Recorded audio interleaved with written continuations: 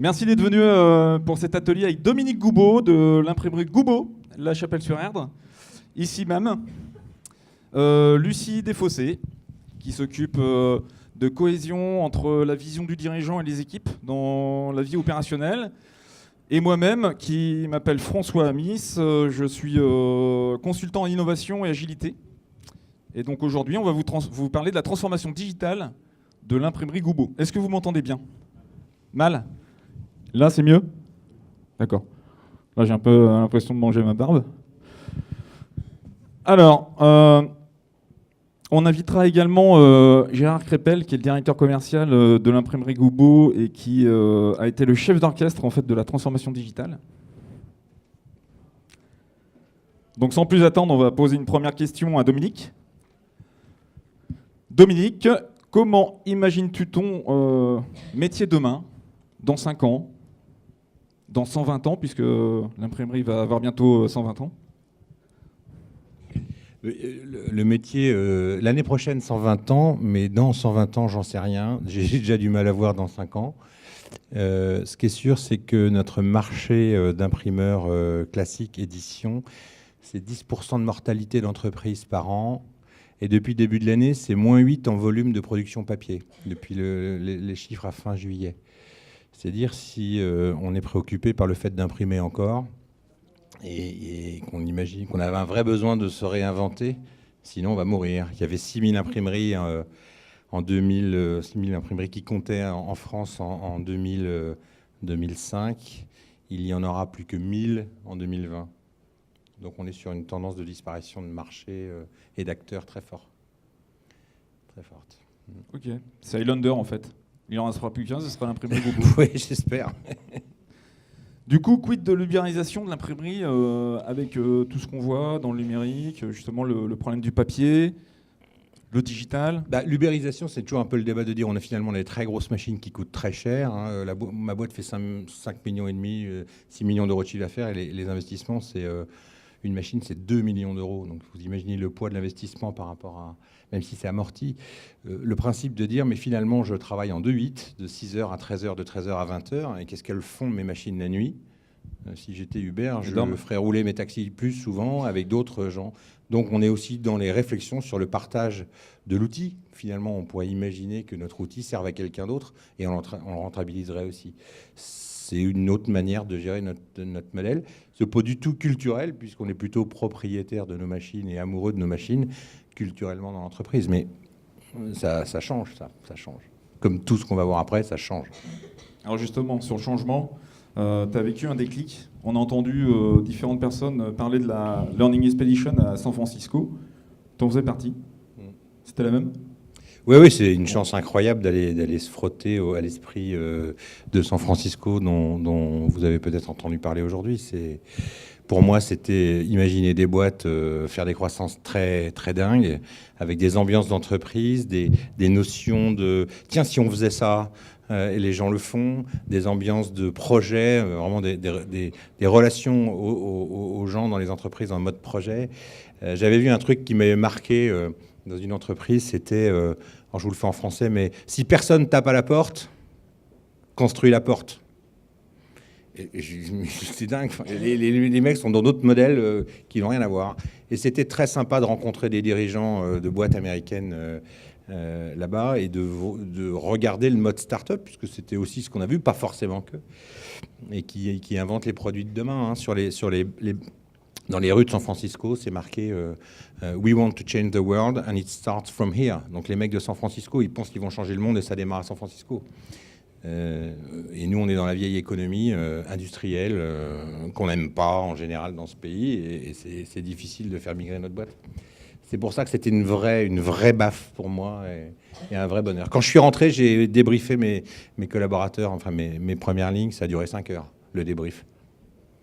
Tellement je trouvais ça extraordinaire. Ah oui, on a sorti une bouteille, puis 2, puis 3. Et, on va s'arrêter là. Ouais. Mais c'était un bon moment. Et ils m'ont dit, il est fou, quoi. Il revient, il va tout changer. C'est pas aussi vrai que ça, mais peut-être qu'il va me poser la question maintenant. Alors justement, je te la pose. Ouais. Le sujet, c'est comment on fait pour imaginer le monde de demain en pensant très très large, mais on est quand même sur un marché local. Donc la boîte, elle fait 90% on fait 90% de notre business sur le périph' à Nantes. Notre meilleur client, c'est Moulin-Rôti à Nord-sur-Erdre, et le deuxième meilleur c'est Manitou à Ancenis. C'est dire si on double l'international, on est quand même très fort. Et donc on est vraiment sur des frontières complètement différentes. Et l'idée, c'est de dire comment on réinvente le fait de faire du digital et faire quand même de la proximité. Puisque si on va vite, si on va bien, si on est innovant, alors notre client il viendra chez nous. S'il a le temps, il fait ça sur un site web, c'est fait en Pologne et personne ne sait où c'est. Donc il faut trouver des modèles différents qui soient un peu innovants. Sinon, on sera chinois demain, peut-être. Ou polonais. C'est vrai que les chiffres que tu nous as donnés tout à l'heure, 10% d'imprimerie en moins chaque année, 8% cette année, je crois, de décroissance sur le marché. Alors, non, pas chez nous. Nous, on est à peu près flat. Mais ouais, la profession, c'est plutôt ça. C'est dramatique. Hein. Du coup, ça fait plutôt froid dans le dos. Hein, les entreprises sont plus finançables. Hein. C'est-à-dire qu'il y a plein de boîtes qui font plus un résultat d'exploitation suffisant pour s'endetter et changer de techno. Donc les banquiers ne prendront plus. Donc ils vont mourir tout doucement. C'est dramatique. Hein. Ouais. Donc du coup, comment tu fais pour rêver en grand dans ce marasme, dans ce cauchemar ? En fait, j'ai fait, suite à San Francisco, mon coming out.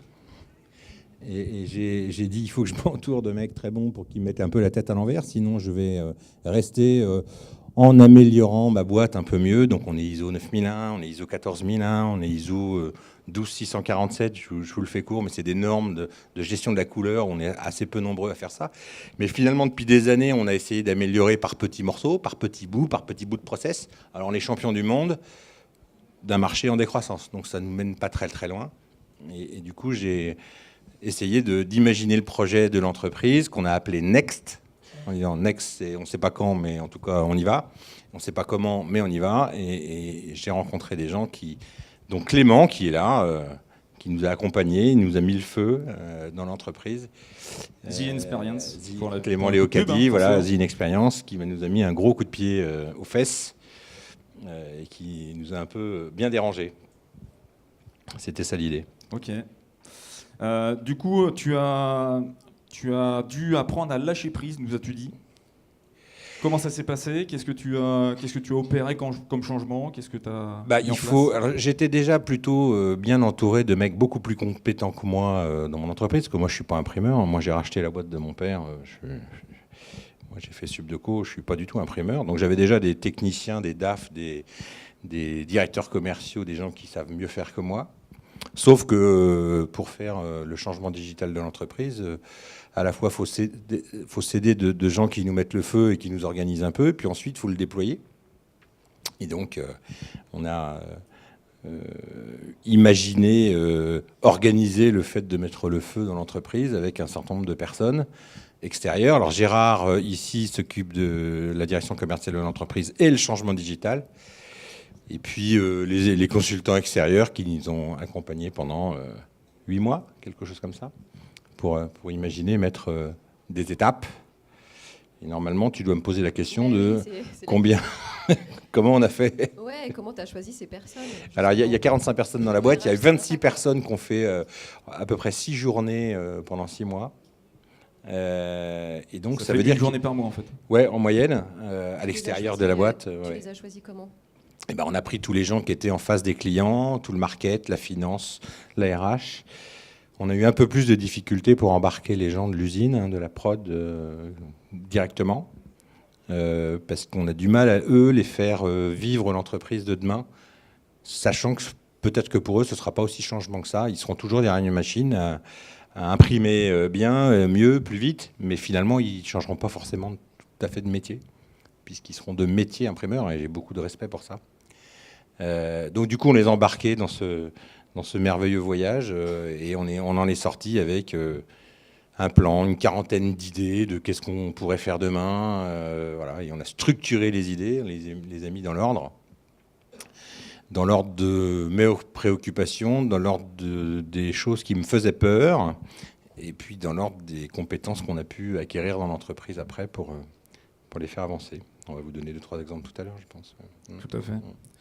Je reviens juste sur le slide précédent. On a un peu zappé le côté acte local. Ça veut dire quoi ? Tu agis localement ? C'est parce que tes clients sont là ? Comment ça se passe ?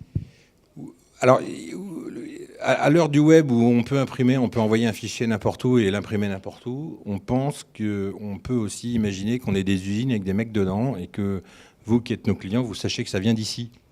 Et le côté imprimé à Nantes ou imprimé en France, où ça puisse se marketer, et puis expliquer que si on veut que nos enfants demain bossent dans nos usines, il faut qu'on ait des usines quand même. Sinon, c'est con. Et donc le débat, c'est bien, je pense, grand, du moins très modestement, j'essaie de penser plus loin, mais je suis quand même vachement attaché à mon territoire. Ma boîte a 120 ans. Elle a été créée par mon arrière-grand-père, passage Pommeret à Nantes. Et merde, je suis nantais, quoi.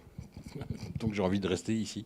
J'aurais déjà pu, ça fait bien longtemps, monter des usines ailleurs, dans des pays low cost, ou je sais pas où, en Tunisie, ou en Pologne, ou en Tchéquie. C'est moins cher, c'est pas compliqué, c'est à deux jours de camion hein, pour amener la marchandise. Donc j'ai pas souhaité faire ça, parce que je suis attaché à ça. D'accord, super. Donc là, tu nous as décrit un petit peu la démarche, on va y revenir plus précisément après, mais est-ce qu'il y a des choses qui n'ont pas fonctionné ?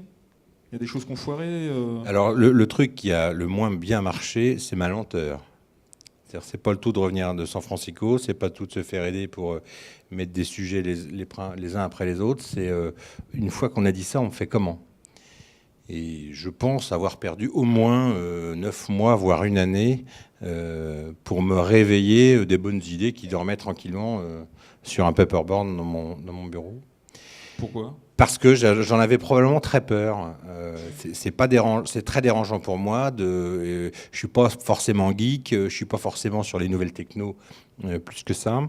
Et surtout, j'ai compris après que j'étais pas assez bien entouré pour me voir plus loin. Donc je suis ma propre limite.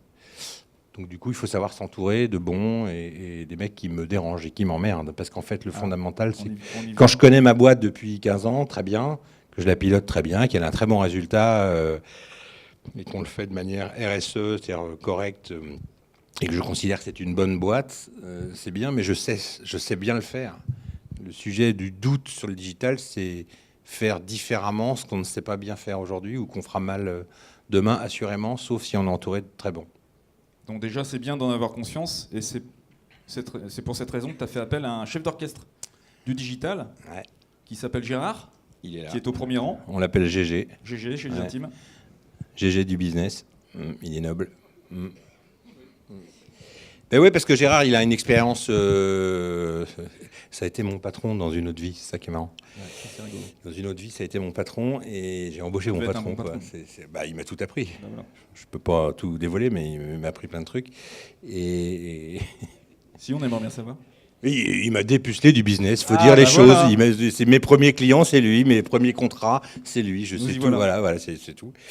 Et il a, après une autre vie qu'on avait fait en commun chez Xerox pendant 15 ans, travaillé dans l'édition informatique, dans la donnée, la data. Il a travaillé dans les startups. Et il revient à la vieille économie pour me mettre un bon coup de pied aux fesses. Et ça, c'est très agréable. Enfin, pour lui aussi, je pense. Super. Et du coup, alors, qu'est-ce qu'il a apporté ? C'est quoi l'intérêt de l'avoir recruté ? Pourquoi lui, plus qu'un jeune geek Mais en fait, le business reste le business et il faut quand même aller serrer le kiki des clients de temps en temps, même si on le fait de manière digitale. On est là pour vendre. Faut pas oublier. Après, on vend et puis les mecs à la prod, ils vendent. Enfin, ils produisent. Faut jamais oublier qu'on est quand même en train de faire du business, quoi. Et ça, c'est les b.a.-ba du business. C'est toujours vrai. Quoi qu'il arrive, il faut aller voir des clients, leur expliquer qu'on est les meilleurs du monde, qu'ils ne peuvent pas se passer de nous et que à la fin, il faut signer un contrat et on imprime. Sauf que le côté digital aussi, c'est des cultures différentes, des manières d'approcher le marché différentes, des usages différents. Le côté expérience client qu'on a peut-être un peu moins parce qu'on était un peu probablement très nombriliste en disant « nous, on fait un produit très bon, c'est le meilleur du monde ». En tout cas, on est convaincu de ça. Et puisque c'est le meilleur du monde, alors on est irréprochable. D'ailleurs, on fait zéro connerie. On est très, très bon en qualité. On va plutôt très vite. Voilà. Sauf que c'est pas du tout forcément ce que veut le client. C'est ce qu'on pensait nous, mais c'est pas forcément ce que veut le client aujourd'hui. Et le côté qu'amène Gérard, c'est le côté vraiment expérience client, relation, embauche des deux jeunes qui sont voilà, dont je connais pas le métier, mais qui sont embauchés dans mon entreprise. Ils font du Twitter, du Facebook. Voilà. Moi, je suis un Minitel, mais eux, ils ont des trucs. Voilà. Et on est ravis de les avoir parce que je comprends pas tout, mais j'ai confiance. J'ai confiance, je suis content. Bon, c'est bien. Ça doit coûter un peu d'argent, tout ça, non? Surtout faire venir une star comme Gérard. Je sais qu'on se l'arrache sur la place nantaise. Ça coûte de l'argent, mais c'est le prix à payer pour imaginer que l'entreprise soit vivante demain. Moi, je considère que je suis de passage dans ma boîte. Je suis la 4e génération, j'ai 3 enfants. Peut-être qu'ils seront heureux de reprendre la boîte ou pas, compétents ou pas, ou peut-être qu'ils ne voudront pas. J'en sais rien, mais la question ne se pose pas maintenant. Mon métier, c'est de faire gérer la boîte et d'agir pour que ça dure. Les imprimeurs ont déjà vachement migré sur les technos. Vous vous souvenez peut-être des lettres en plomb, de l'assemblage des lettres en plomb. Là, on est dans le digital maintenant. Enfin, ça migre beaucoup. On est très habitué. Le seul truc qui fait une différence, c'est qu'on doit être dans un capitalisme patient. C'est-à-dire, moi, j'accepte de paumer mon résultat pendant les 2 ou 3 prochaines années. Le résultat de la boîte, c'est à peu près 300 000 € par an. Je sais que ça va me coûter ça. Par le fait d'embaucher, par le fait de mettre des technos, toujours dans des concepts RSE où on paye bien les gens, ça ne change rien. Mais je sais que je suis... si j'avais un fonds de pension dans mon entreprise, je pense qu'il ne serait pas d'accord à faire 0 de résultat. Voire des pertes à la limite, je pense. Mais moi, je suis patient parce que c'est mon entreprise et je peux faire ça. Parce que je suis convaincu que c'est un bon investissement que de faire du résultat à 0, finalement. Ouais, comment ont réagi tes collaborateurs à ce projet? Est-ce que tu as eu des témoignages, des retours? Oui, ils sont à la fois interrogatifs et à la fois confiants. Je pense que ils savent que depuis longtemps, tous nos concurrents à Nantes, il y en a quand même beaucoup qui sont morts et on est toujours là et en pleine forme. Donc ils ont probablement plutôt confiance. Mais ils sont vachement bons aussi, donc ils sont sûrs que leur métier est bon. La manière de faire le métier va changer, mais le fond du métier, ça sera toujours de faire de l'imprimerie. Et eux, ils sont vachement bons, très très très bons. Donc on les forme beaucoup, on les paye très très bien, on partage le profit. Même quand s'il y a 0 profit, on fera quand même des augmentations, des primes, des machins, pour les former, pour les accueillir, ça change rien, ça. Donc je pense qu'on est sur la confiance, quoi. Puis on publie les comptes, on est une boîte RSE, enfin ils savent ce qui se passe, le fric est où, qu'est-ce qu'on en fait, comment on augmente les gens. Ils connaissent les salaires, ils connaissent le mien. Ça me gêne pas, c'est pas grave. Ils savent tout ça. Tu disais tout à l'heure que vous étiez 26 à avoir participé. Dans le projet, oui. Vous êtes une cinquantaine. Ouais. Comment vous avez fait pour emmener dans le bateau les 24 autres qui n'avaient pas participé en fait Eh bien, c'est un sujet parce que ils sont pas forcément très bien dans le bateau, mais il y a aussi des gens qui n'ont pas envie d'être emmerdés pour qu'est-ce qu'on fait demain, quoi. Ils n'ont pas forcément tous envie de se reporter dans l'avenir. Soit parce qu'ils ne le comprennent pas et on n'explique pas bien, soit parce que finalement ils viennent bosser, ils sont en confiance et ils se laissent un peu aller dans le truc. Puis ils auront de la formation, ils auront des changements de techno, ils auront des choses comme ça. Donc tout le monde n'est pas à regarder l'avenir en se disant chouette, ou tout le monde n'est pas en train de regarder l'avenir en disant quelle trouille on a et à quelle sauce on va être mangé. Pas forcément. Et puis il y a aussi des gens qui disent c'était mieux avant. Donc on a un mix de tout ça. Tout le monde n'est pas en train d'applaudir le monde merveilleux de la digitalisation de l'entreprise. C'est pas vrai. Mais ils sont quand même dans le bon train. Ça va. Justement, tu peux nous dire ce que tu fais au quotidien pour avoir leur retour, leur ressenti Tu les rencontres régulièrement? Oui, on se voit souvent. J'ai des entretiens individuels formalisés avec mes collaborateurs une fois par an. Grosso modo, ça me prend à peu près 10 jours.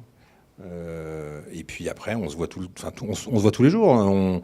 L'usine est là, je me balade dedans tous les jours. On se tutoie, tout le monde se tutoie. On est dans un rapport de dire, on a le droit de dire je t'aime et on a le droit aussi de dire tu m'emmerdes. Et dans les deux sens, ça peut marcher. C'est pas grave. On n'est pas dans l'attaque ou la félicitation du bonhomme tout le temps. On a le droit aussi de dire qu'on est heureux ou malheureux. Et voilà. Donc un collaborateur a le droit de te dire tu m'emmerdes. Oui. C'est noté. Oui, mais il me dit, je lui demandais pourquoi surtout, parce que c'est comme des relations de couple, de temps en temps, faut dire les choses, hein. Sinon... Bon, le tableau est posé. Et si on parlait un petit peu plus concrètement de ce que tu as mis en place, qu'est-ce que tu as mis en musique avec ton chef d'orchestre digital? Peut-être que c'est lui qui nous l'explique. On va peut-être l'inviter, hein, Gérard. Allez, viens. On peut l'applaudir d'ailleurs. Gérard Crépel, France. Alors, qu'est-ce qu'on a mis en place? Donc, effectivement, on a un certain nombre de sujets qu'on a traités. Je dirais qu'on va faire le relais d'abord à Next. Lorsqu'on met comme ça un projet en place dans une entreprise, je pense qu'il ne faut pas l'imaginer dans le court terme. La transfo digitale est un projet de long terme. Je l'avais vécu avec une start-up qui est présente ici, qui s'appelle Keeple, puisque j'ai bossé pour elle, pour Séverine Pierrot. Et ce qu'on dit, c'est que c'est une migration de long terme. Donc la première chose, c'est je pense qu'on s'inscrit dans le long terme, c'est-à-dire plutôt un projet à 5 ans de transfo digitale, dans lequel on dit, finalement, c'est quoi concrètement? Si je dis, je veux faire ma transfo digitale, nous, on peut le matérialiser. On fait 6 millions de chiffre d'affaires. Si je dis demain, je veux faire 9 millions ou 10 millions en 2019 avec 3 millions ou 4 millions en digital pur, évidemment, là, je pose un objectif et je pose tout de suite une méthode derrière. C'est-à-dire, je vais amener tout de suite l'entreprise à devoir réfléchir différemment. La première chose qu'on a fait dans ce programme Next, c'est le Web to Print. Alors, il est ici représenté par Flavie. Web to Print, c'était donc un web intégrateur qui intègre une solution logicielle dans lequel, aujourd'hui, en B2B, on peut proposer à nos clients, organisés en réseau, de commander un certain nombre de choses dans le monde de l'impression en ligne. C'est donc au service des réseaux de franchise, au service des réseaux... alors je peux prendre un exemple bancaire. Le monde des banques est assez simple. À imaginer dans ce contexte-là, j'ai une agence, je suis chef d'agence, je me login mot de passe à une application qui va me permettre de commander en ligne un certain nombre de choses courantes comme carte de visite, carte de correspondance, ce qu'on appelle la papeterie, mais aussi documentation, brochure, etc. Donc la première chose qu'on a fait, c'est de professionnaliser le Web2Print pour amener un service digital qui n'existait pas avant dans l'entreprise et qui est issu directement du programme Next et des réflexions qui ont été amenées. Simplement, moi, j'ai mis en œuvre ce programme-là. On a deux solutions, ça, pour l'imaginer. Alors, je le fais, j'ai essayé de faire vite quand même, parce que je suis très bavard. On a deux solutions pour l'imaginer. La première, c'est de dire, j'embauche 3 jeunes, je ne parle pas de Goubo, on crée une société à part et on leur dit, from scratch, dans 2 mois, je veux un site web qui va fonctionner sur lequel le B2B pourra commander en ligne. Ou une deuxième solution, pour l'instant, on a choisi celle-là. Je ne dis pas que ce sera celle du long terme, qui était de dire on prend un logiciel existant et on essaie déjà d'apprendre avec ce logiciel à faire des choses. Et puis après, on verra comment on avance. Le deuxième thème qu'on a traité très vite, c'est on a repéré, nous, avec Dominique, une start-up à Paris qui s'appelle OnPrint et on a donc signé un contrat avec elle pour le papier connecté. C'est une application qui vient faire une passerelle entre le print et le web et bien au-delà du flashcode, permettre directement de connecter les documents imprimés. On a nos premiers grands clients qui ont signé à Nantes avec ça, plutôt dans le monde bancaire, mais d'autres s'intéressent dans le monde de la fenêtre, de la porte, etc., à ces applications-là. Donc c'est très très intéressant parce que ça permet de sortir du contexte historique du papier, ça nous permet d'avoir aussi une offre innovante à proposer, donc on se démarque de nos confrères. Et puis, probablement, dans le papier connecté, on fait aussi le lien à la start-up. Donc on amène dans l'entreprise du changement culturel avec ça. Le thème supplémentaire que moi j'ai souhaité traiter à travers une machine qu'on vient de rentrer, elle a moins de 15 jours, donc on est très fiers de ça, c'est une HP Indigo 7009 pour ceux qui connaissent. C'est la meilleure des technologies en impression numérique, mais au-delà de ça, moi j'avais un objectif derrière qui était ce qu'on appelle la donnée variable. Alors la donnée variable, c'est quoi? C'est le fait de pouvoir faire un catalogue. Donc je vais prendre le monde de la voiture, on va tous comprendre.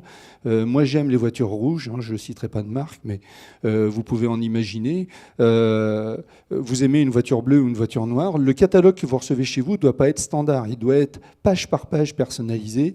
Le compte de la donnée variable, c'est ça. Et ça ramène d'ailleurs à ce que présentait Jean Racine du Phare tout à l'heure sur les data maniaques ou la data. Ça veut dire que les entreprises, les vôtres en l'occurrence, doivent s'organiser pour remonter de la data, pour avoir des choses extrêmement sophistiquées à proposer aux clients demain à travers le traitement de la donnée variable et du catalogue imprimé. Donc on voit là qu'on va toucher à des débats qui sont très intéressants puisqu'on sort du contexte classique de l'approche d'un catalogue pour aller vers des produits différents à imaginer. Ça fonctionne très bien, ça marche, c'est opérationnel comme le papier connecté. Si je devais vous dire, la nuance que j'aurais moi, c'est sur le Web2Print, on a là des nuances, ça s'apprend, on apprend en marchant parce qu'on s'est rendu compte finalement que ça prend un petit peu de temps. Les tâches supplémentaires, c'est le multicanal. Alors ça, c'est un sujet qu'on pourrait avoir avec les agences, s'il y en a dans la salle, c'est est-ce qu'il nous appartient simplement de dire je fais de l'impression, mais aussi demain, puisque j'ai récupéré de la data à travers des fichiers, eh bien, est-ce que je dois gérer, moi, imprimeur, les campagnes mail de mes clients ? Et puis la veille d'un événement, je peux, avec le smartphone, directement gérer aussi, pourquoi pas, la relance de la journée porte ouverte par le SMS. Est-ce que ça m'appartient ? À qui ça appartient ? Est-ce que ça appartient au client ? En tout cas, nous, on réfléchit aussi en disant, est-ce qu'on veut aller jusque-là ou pas ? C'est quoi les réflexions autour de ça ? Ça, c'est un sujet que moi, j'adresse. Et donc, c'est là que Dominique a raison. Je l'emmerde un peu parfois parce que j'amène à des sujets comme ça en réflexion sur ces thématiques. Après, de façon plus classique, mais très intéressante, c'est l'automatisation de la chaîne graphique. En gros, on est dans un métier où, comme l'a dit Dominique, on est connecté, donc vous transmettez un fichier, le fichier va au pré-presse, le pré-presse analyse le fichier ensuite part en impression sur les différents canaux d'impression et va jusqu'à l'usine. Ça, pour moi, c'est un modèle un peu dépassé. C'est-à-dire que ce qu'il faut qu'on arrive à faire, c'est automatiser ça. C'est un peu comme le middle office dans la banque qui est en train de disparaître. Ça ne fait pas beaucoup de bruit, mais tous les jours, ça disparaît. C'est-à-dire qu'on confie aux clients dans le monde bancaire le fait de remplir des fichiers, etc., toute une partie du back-office qui se faisait avant, ce qu'on appelait le back-office. Aujourd'hui, c'est en train de disparaître dans la banque. C'est un peu la même chose dans l'imprimerie. Ce qu'on veut, c'est automatiser la chaîne pour dégager du temps pour autre chose, et ça pourrait nous ramener d'ailleurs au RH. Autre point, la logistique. La conséquence du Web2Print, c'est que finalement, je vais gérer de la logistique pour mes clients, puisque en fait, j'ai des objets que j'ai fabriqués, que je dois stocker, et puis je deviens logisticien. Donc là où avant, on pousse de la palette en sortie en disant « Tiens, crac, c'est fabriqué la veille au soir, le lendemain matin à 6 heures, c'est enlevé par les transporteurs, ça part chez le client ». Là, c'est fini, on met ça sur des racks et on commence à fractionner la logistique pour faire de la distribution. Et puis, puisque le client nous a confié le print, en même temps, il nous dit, tiens, faites-moi les stylos, les t-shirts, les objets, les bols, etc. Et donc, est-ce que c'est notre métier ou pas ? En tout cas, là aussi, je bouscule Dominique là-dessus, il pourra en parler. Le lien à la RSE que je fais moi, c'est qu'en fait tout ça peut aussi, c'est comment, puisqu'on est très engagé en RSE, ça fait partie des valeurs de Dominique et des miennes, comment en fait on peut mettre en œuvre ces solutions pour dégager du temps, pour créer de la valeur pour l'entreprise et pour les collaborateurs. Et ça, c'est une bonne question, c'est comment je crée de la valeur en dégageant du temps. Est-ce que c'est uniquement dans des objectifs économiques ou est-ce qu'on peut faire quelque chose d'autre de ce temps pour l'avenir ? Je vous pose la question. Alors, de façon pragmatique, et j'arrêterai peut-être avec final. Et final, parce que... Oui, et final. Le community management, en fait, moi pas plus d'ailleurs que Dominique, finalement, j'ai constaté, moi, dans mes métiers antérieurs, et j'ai bossé longtemps aux éditions Uni à Saint-Herblain, où j'étais donc à un poste de management. Et aux éditions Uni, ce que j'avais vu très vite, c'est qu'en fait, on pouvait animer la vente en ligne par tout ce qui se fait sur le web, et on était les premiers opérateurs français en volume de mails, puisque de façon bi-hebdomadaire, on envoyait 350 000 mails à nos clients. Ça vous donne une idée de la puissance de feu à l'époque, et c'était en 2006 et 2007, donc ça remonte un peu. Et la vente en ligne aujourd'hui aux éditions Uni, c'est 30% du chiffre d'affaires, sur un chiffre d'affaires de 20 millions. Donc ça commence à parler. Et moi, je me suis dit très vite, on ne peut pas, dans le métier qu'on fait d'imprimeur, s'affranchir du community management. Et donc là, c'est Guillaume qui s'occupe de ça. Donc les premières choses de façon classique, mais il faut les faire, il faut les mettre en œuvre. Nous, c'est un métier traditionnel, on est imprimeur, c'est Facebook, Instagram, LinkedIn. Donc comment on est en train d'interagir, Guillaume m'a présenté un petit logiciel super sympa qui permet d'extraire de ma base LinkedIn la totalité de mes noms, prénoms, emails, etc. Donc on est un peu sur ces thématiques-là. Time, d'accord. L'aide d'info, pour finir, base de données. On s'intéresse à tous ces sujets-là à travers le community management et voilà, quoi. Vous avez même redécouvert que vous aviez des clients qui vous aimaient, qui vous le disaient, Dominique, et que vous en faisiez rien. C'est dingue. Donc c'est dingue. On a environ deux petits mots de remerciement client tous les jours. Des petits mots d'amour. Ouais, merci, vous êtes bien, machin. Femme, homme, on regarde pas nous. Et on n'en fait rien. C'est-à-dire qu'on les envoie dans l'entreprise, on félicite et on remercie les collaborateurs, mais on n'en fait rien. On pourrait mettre ça sur notre site, pousser ça vers nos clients en disant regardez à nos autres clients ou notre prospects, regardez ce qu'on a bien fait. On vient de s'apercevoir de ça il y a quelques mois. C'est quand même dingue. C'est la poule qui a découvert le couteau, quoi. Et oui, c'est fou. C'est-à-dire on est nul, quoi. Genre, on devrait être capable d'aller sublimer ça, parce que c'est assez rare quand même. Quand le client fait l'effort de nous dire qu'il est content, c'est un effort. On devrait le remercier encore mieux en le disant au monde entier, si j'ose dire. Alors une dernière question avant de passer à la phase questions-réponses. Quels sont les enseignements de tout ça ?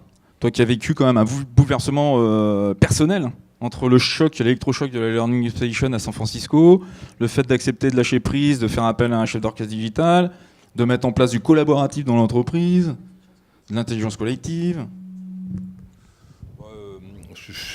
C'est comme le mec qui saute de la tour de Bretagne, hein, il passe au 20e étage, il dit pour l'instant ça va. Non, faut jamais oublier que le digital pour moi c'est de l'outil. On reste quand même sur de la valeur ajoutée. C'est-à-dire, notre métier c'est de faire des belles choses, c'est de faire des beaux imprimés, de trouver des papiers, des formats, des bouquins, des trucs sympas à imprimer. C'est quand même ça l'essentiel de notre métier. S'il faut faire des cartes de visite toute la journée, on en fera, mais on les fait par digital parce qu'il y a zéro valeur ajoutée. C'est facile à faire, on les prend, on les imprime, on les coupe, on les livre, c'est fini. Oui, c'est ça. Ça fait tourner les machines, mais notre sujet, c'est la proximité, c'est comment on débrouille les clients. Comment on a livré Magnum tout à l'heure, qu'on a imprimé ce matin, on l'a livré à midi, quoi. C'est incroyable. Comme c'est ça, justement, ce que tu nous disais, c'est que... Le journal que vous avez récupéré tout à l'heure d'ADN Ouest, c'est possible, ça. Ouais. C'est-à-dire qu'en fait, tout ce qui est à faible valeur, vous essayez de l'automatiser au maximum, bah oui. et ça permet de dégager de la valeur pour les salariés. Si on résumait le côté digital de notre métier de demain, c'est j'automatise le plus possible dès que ça n'a pas de valeur. Et la valeur pour moi, c'est le métier, le conseil, je sais pas quoi, la vitesse, les papiers, le truc impossible, le sacrifice client, la manière dont on travaille avec nos clients. Là.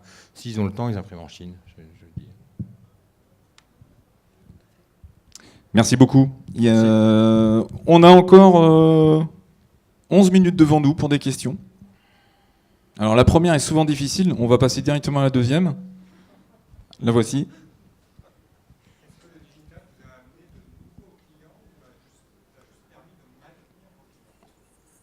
Est-ce que tout le monde a entendu ? Est-ce que le digital a apporté de nouveaux clients ou est-ce que ça a permis de maintenir les clients ? Les deux. Les deux, parce qu'en fait, avec les solutions on-print qu'on fait, on est allé voir des prospects qu'on ne connaissait pas, enfin, ou qu'on connaissait, qu'on rêvait d'avoir comme clients et qu'on n'a jamais pu avoir en leur parlant d'imprimerie. Par contre, quand on leur parle de papier connecté et de mixer du papier avec des données digitales qu'ils ont eux, là, l'oreille est un petit peu différente. Et mine de rien, on n'a pas toujours vendu des solutions de papier connecté, mais très souvent, on a vendu du papier normal, de l'édition normale, qui est notre métier. Donc c'est aussi peut-être une autre offre et un cheval de Troie pour faire autre chose avec nos clients. Mais le sujet pour nous, c'est le papier, ça doit servir à faire du business pour nos clients. Ça ne sert pas à ce que nous, on se fasse plaisir. Le catalogue, ça sert à faire du business. C'est peut-être une des leçons de pragmatique que j'ai retenues de San Francisco. Ouais, on fait un truc super, un beau bouquin, machin, et il reste sur un tiroir ou dans une bibliothèque. Un catalogue produit, c'est fait pour que le client augmente ses ventes. Et quand vous avez ce discours-là avec votre client, il ne vous voit pas comme un imprimeur, il vous voit comme quelqu'un qui permet de trouver des solutions pour que son catalogue soit plus performant. Un petit peu différent. Ah, une autre question. Clément. J'en ai une petite sur la suite, la mise en œuvre. Cette mise en œuvre maintenant se fait avec une équipe que tu pilotes qui est dédiée à ça, ou vous continuez à mobiliser, pas forcément mobiliser, mais demander l'avis de l'ensemble des collaborateurs, notamment ceux qu'il n'y a pas création de frustration après coup de dire on a bossé pour faire des idées et pour la mise en œuvre on s'en fout, ou pour la mise en œuvre on est toujours là? Non, on a vachement expliqué, enfin beaucoup expliqué à quoi ça servait. Et très souvent, quand on lance une nouvelle machine ou un nouveau process, un nouveau logiciel, on dit ça vient de Next, pour leur montrer le chemin. Et qu'on n'a pas fini et que le chemin ne s'arrête pas. Enfin, pour qu'ils retrouvent, qu'on leur explique que ça a du sens, qu'on ne s'amuse pas juste parce que c'est bien d'aller faire du digital, quoi. C'est obligé de faire ça. Mais ils sont très conscients de ce qui se passe à l'extérieur, hein, de la mortalité d'entreprise, du fait que nous, on soit quand même assez solide et que donc ils ont plutôt confiance. Pour compléter, ce qui est vrai quand même sur les compétences, hein, c'est-à-dire que moi j'ai considéré que sur les compétences, si je devais dire de 0 à 100, je suis à 40%, c'est-à-dire on peut mieux faire. On a mis en place des solutions de e-learning, on est en train de former aux compétences digitales, mais je trouve qu'il y a des trous dans la raquette, hein, pour être tout à fait clair, et donc je sens qu'il faut qu'on fasse monter aussi en compétences si on considère que les compétences digitales sont un des leviers. Puis le deuxième, c'est, moi j'ai tiré tout à l'heure de ce que j'entendais dans les conférences aussi, la notion d'atelier. Je me dis, tiens, mais oui, c'est vrai, on a fait il a été fait avant moi des ateliers Next jusqu'à la mise en œuvre des Next, mais moi je pense qu'il faut qu'on pense, et on en parlera demain, puisqu'on est un comité de pilotage, sur les ateliers post-Next. Finalement, c'est aussi ce que je tire des échanges d'aujourd'hui. Je me dis, tiens, un atelier post-Next ou des ateliers post-Next, ça va être important pour à la fois... Alors, il y a déjà eu des micro-formations, il y a eu des témoignages, il y a eu tout ça, mais je pense qu'on doit pouvoir faire mieux. Je dirais que là-dessus, c'est peut-être là où on a un petit talon d'Achille, au moment où je parle. Tout à l'heure, vous avez parlé d'une solution de web to print sur étagère. Quelle est-elle? Et puis, est-ce que vous en êtes satisfait? Est-ce qu'on peut avoir quelques chiffres sur ce que ça vous a apporté comme client? Et l'autre question, c'est est-ce que vous restez maître de la data? Est-ce que vous récupérez les prospects à travers cette solution? Alors, on s'est appuyé sur un logiciel éditeur qui est un logiciel issu de Xerox qui s'appelle XMPy. Qui est une solution lourde, hein, puisqu'il faut savoir que l'équipement d'un tel logiciel coûte, on compte en dizaines de milliers d'euros. Heureusement, on fait partie d'un groupement qui s'appelle Impris France, Dominique pourrait en parler, et on a mutualisé ça pour acheter le logiciel parce que ça coûtait vraiment très cher.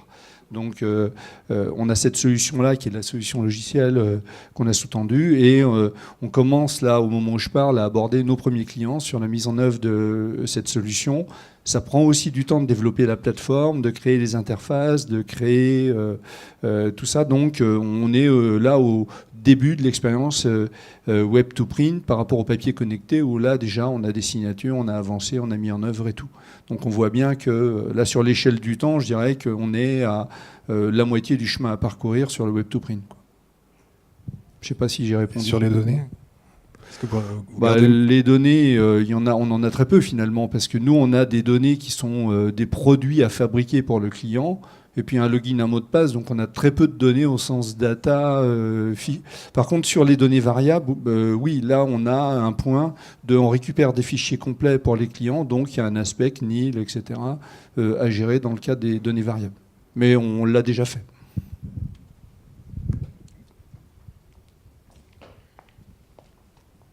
Une autre question? Ah, il y a un micro qui va arriver. Il se déplace actuellement. Il est à 2 mètres, 3 mètres, 1 mètre. C'est une question auquel Dominique va être obligé de répondre, mais je me demandais, cette transition numérique, vous ne pouvez pas échapper. Vous êtes dedans, vous êtes rentré de San Francisco très enthousiaste, mais aujourd'hui, qu'en est-il? C'est quelque chose qui vous excite ou au contraire, je veux dire, ça vous saoule et c'est quelque chose que vous délaissez à d'autres équipes? Vous, à titre personnel, en tant que dirigeant? Non, ça a plutôt tendance à me faire peur et donc à m'exciter. Mais c'est la différence entre excité et énervé en fait. À la fois j'ai peur et à la fois je mets beaucoup d'argent dans un truc où je sais pas trop comment ça va marcher. Mais je sais aussi que si je me trompe ou si je fais rien, je suis mort. Comme j'ai pas envie de mourir tout de suite.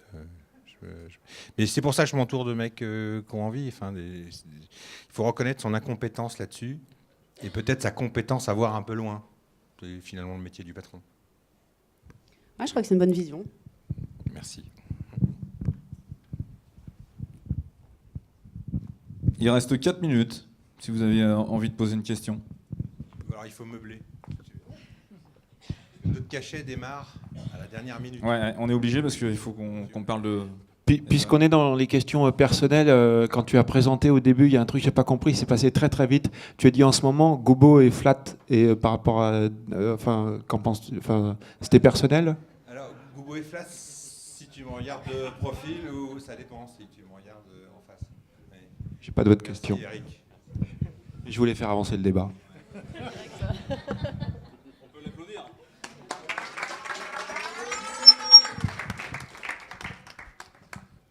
Bien, merci. Il n'y a pas d'autres questions?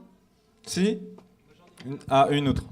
Ouais, mais là, ça va être plus cher. Hein. Ça fait 2 questions, Clément. Ouais, j'osais pas, mais personne pose de questions. Alors, c'est sur le produit, le web to print. Aujourd'hui, en fait, je pose une question, c'est personnel, je me permets. Je suis devenu client de Goubo depuis, et Goubo est devenu un des fournisseurs qui nous coûte le plus cher tous les mois. On est très utilisateurs et on adore. Hein. C'est top, c'est des super produits. Mais le web to print, j'ai jamais regardé. Aujourd'hui, est-ce que ça permet aussi de déclencher des impressions, pas forcément sur des cartes de visite et tout, mais sur des formats qu'on a systématiquement. Nous, on imprime tout en 1000 fois 700. Ça marche? Le web to print, c'est une solution où tu te passes de nous envoyer un mail ou de nous appeler. C'est une manière d'acheter quelque chose. Je prends un autre exemple pour illustrer. Il y a 10 ans, vous allez voir votre agence de voyage pour acheter un billet de train. Et il y a une petite nana qui vous achetait votre billet de train. Maintenant, vous achetez votre billet de train direct sur Internet parce que ça marche très bien. Quand vous voulez quelque chose de plus compliqué, plusieurs billets de train, un hôtel à tel endroit, un voyage dans un autre pays, vous allez voir une agence de voyage. Et bien, le web to print, c'est je fais du digital très très vite parce que y a pas de c'est facile à faire et c'est pas compliqué. Et dès lors que vous voulez quelque chose de plus réfléchi, avec un peu plus de construction, de sens, un produit, à ce moment-là, vous allez voir un imprimeur classique, qui nous, en l'occurrence, pour expliquer des choses. Donc le web to print, ce n'est qu'un moyen d'acheter vite. Si tu sais ce que tu veux, t'achètes sur web to print. Si tu as besoin d'un conseil, tu nous appelles. J'ai répondu? Je passerai web to print du coup. On arrêtera passe d'embêter Antoine. Ouais.